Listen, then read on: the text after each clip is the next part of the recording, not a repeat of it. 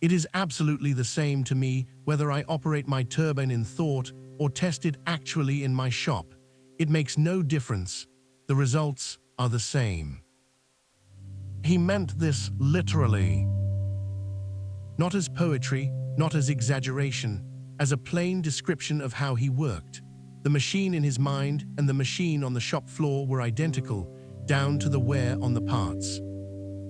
His name was Nikola Tesla, and before we can understand what happened to him in a park in Budapest in 1882, you need to understand what had been happening to him since childhood. He was born in 1856 in Ismailjan, a village in the military frontier of the Austrian Empire, so small it barely appeared on maps. His father, Automaton, was an Orthodox priest who spoke 8 languages and subjected his children to daily mental drills. Guess the thoughts of strangers, find the errors in complex sentences, repeat phrases of staggering length from memory. His mother, Eduka Amandich, could not read or write, but she could build things. She constructed a mechanical egg beater, designed a weaving loom without ever having seen one, and fashioned labor-saving tools for the household from nothing but her own ingenuity. When she was past 60, her fingers were still nimble enough to tie 3 knots in an eyelash. Tesla later wrote that she was an inventor of the first order, who would have achieved great things had she not been so remote from modern life and its multifold opportunities. He credited her with his gift. But as a boy, that gift looked more like an affliction. In his autobiography, published in 1919, Tesla described what happened when someone spoke a word to him. Blinding flashes of light would erupt without warning, accompanied by images so vivid, so densely detailed, they carried the weight of physical objects. His own words. When a word was spoken to me, the image of the object it designated would present itself vividly to my vision, and sometimes I was quite unable to distinguish whether what I saw was tangible or not. Picture that for a moment. You're 7 years old. Someone says the word table, and a table materializes before you. Solid, casting shadows, and you genuinely cannot tell whether your hand will touch wood or pass through empty air. No doctor could explain it. No treatment existed. Today, researchers might recognize extreme hyperphantasia, the rare ability to generate mental images with the full intensity of actual perception, possibly combined with synesthesia, where one sense triggers another involuntarily. But in the 1860s, in a village in the Balkans, a boy who saw things that weren't there was simply afflicted. He was alone with it. And alone, he learned to do something remarkable. He didn't suppress the visions, he trained them. He took his father's mental drills, those exercises in memory and concentration, and transformed them into a discipline for controlling what his mind produced. By his late teens, he could steer the images. By his 20s, he could construct inside them. Here's what that looked like in practice. Tesla would conceive of a machine, a motor, a turbine, an oscillator. He would assemble it entirely in his mind. Every gear, every coil, every bearing rendered with perfect clarity. Then he would set it running, walk away for weeks, return and inspect the imaginary device for signs of wear. He wrote, "I do not rush into actual work. When I get an idea, I start at once building it up in my imagination. I change the construction, make improvements, and operate the device in my mind.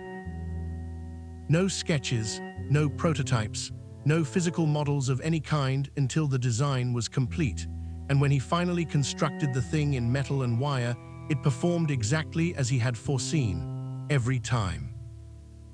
This wasn't legend. Tesla wrote about it himself.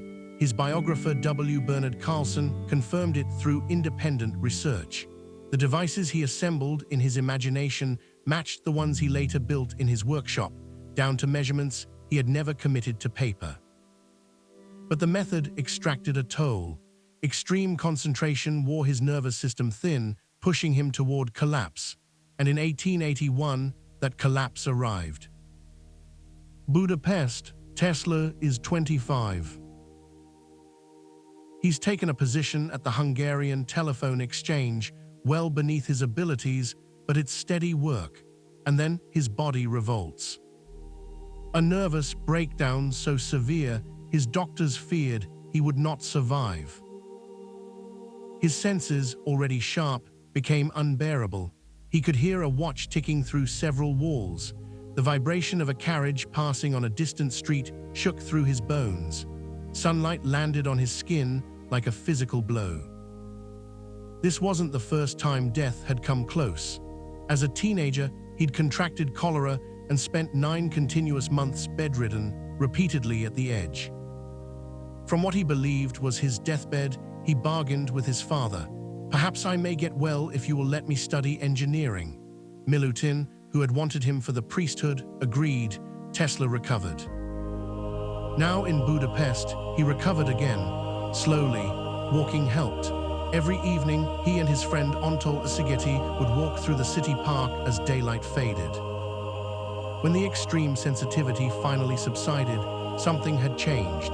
The chaotic flashes of his youth and the sensory overload of the breakdown had fused into something new. His visualization ability had crystallized into a highly controlled, precise instrument. One evening in February 1882, the sun is setting. The sky over Budapest burns orange and gold. Tesla, who has committed vast stretches of Goethe to memory, begins reciting from Faust, the passage where Faust watches the sun descend and longs to follow it. The glow retreats, done is the day of toil. It yonder hastes, new fields of life exploring. Ah, that no wing can lift me from the soil, upon its track to follow soaring. And then it happens. Not gradually, not as an idea assembling itself piece by piece, the vision arrives whole. A complete functioning machine, rotating in the air before him as if someone had placed it there. The rotating magnetic field, the alternating current induction motor, every component visible, every relationship between the parts clear and precise, and in his words, possessing the solidity of metal and stone. Tesla drops to his knees. He grabs a stick and begins scratching diagrams in the dirt for Scheidti. Not rough concepts to be refined later. The design, the finished design. He points to the lines in the dust and says, "See my motor here, watch me reverse it." He later wrote that Pygmalion, seeing his statue come to life, could not have been more deeply moved. 6 years would pass before he constructed it in a physical workshop. When he did, it performed exactly as he had witnessed in the park. No modifications, no corrections. The vision and the machine were identical. What do you make of a moment like that? If you've followed this channel, you've encountered accounts like this before. The sudden arrival of complete knowledge, unbidden, whole, the sense of receiving rather than generating, the experience that splits a life into before and after. Tesla's encounter fits the pattern so precisely it's almost unsettling. The crisis beforehand, the dark night, years of disciplined inner preparation, then a moment of surrender, reciting poetry at sunset, not striving, not calculating, and the unbidden arrival of something perfect and not quite his own. But here is where Tesla's story turns. Because he refused the frame completely. In a 1937 interview with Liberty magazine, he declared, "To me, the universe is simply a great machine which never came into being and never will end. The human being is no exception to the natural order. Man, like the universe, is a machine." He was not being modest, he was being absolute. In 1915, he wrote that every living being is an engine geared to the wheelwork of the universe, responding to forces extending to infinite distance. He called himself an automaton, his own word. "I was merely an automaton endowed with power of movement," he wrote in My Inventions, responding to the stimuli of the sense organs and thinking and acting accordingly. So you have a man who received complete inventions in luminous flashes, who described his own mind as a receiver tuned to external signals, and who insisted with total conviction that there was nothing mysterious about any of it. No soul, no spirit, no hidden wellspring, just a machine responding to the universe. After the Budapest revelation, Tesla built, and the world changed shape around what he'd seen. The AC motor functioned. He licensed the patents to George Westinghouse.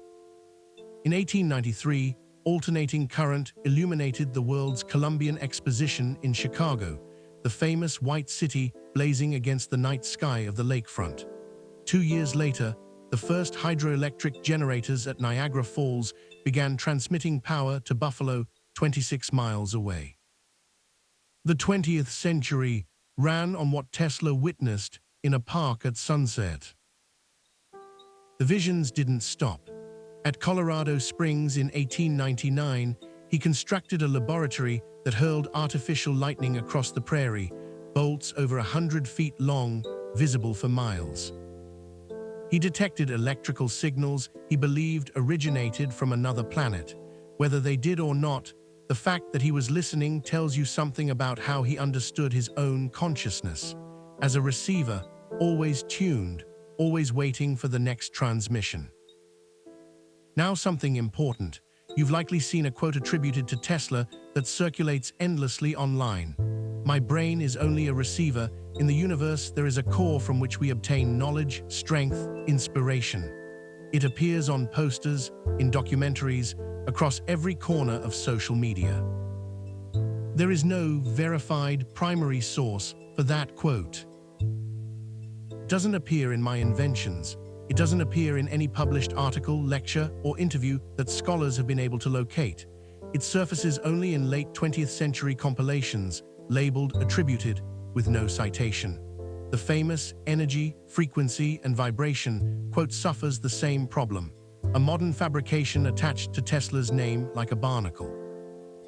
This matters because what Tesla actually said, what's documented and verified, is strange enough on its own. You don't need invented words to make Tesla mysterious. The real Tesla, the one who wrote his own sentences, is already beyond easy explanation. A man who saw machines before they existed, who assembled them first in vision, then in metal, who described his consciousness as a receiver tuned to cosmic forces, and who insisted, in the same breath, that he was nothing but an automaton, that there was no soul, no mystery, just physics he hadn't yet mapped. In his final years, Tesla lived alone at the Hotel New Yorker in Manhattan, room 3327. He walked to Bryant Park every day to feed the pigeons. He had no money. His most ambitious ideas, wireless power transmission, engines that could tap the rotation of the Earth, remained unbuilt. The man who had lit the world could not find funding for what it showed him next. He was, by then, largely forgotten. The visions still came. The mental laboratory still operated. The machines still turned inside his mind, precise and silent, and built from something he could perceive but never quite name. He said he was a machine, but machines don't recite Faust at sunset. Machines don't weep over injured pigeons in the park. Machines don't spend 60 years trying to explain a single moment when the future arrived, whole and spinning and uninvited, and remade everything. Whatever Tesla was receiving, from the cosmos, from his own extraordinary mind, from some place he refused to name, he spent his life building what it showed him. The core he would not claim to know knew him. What do you think he was tuned to?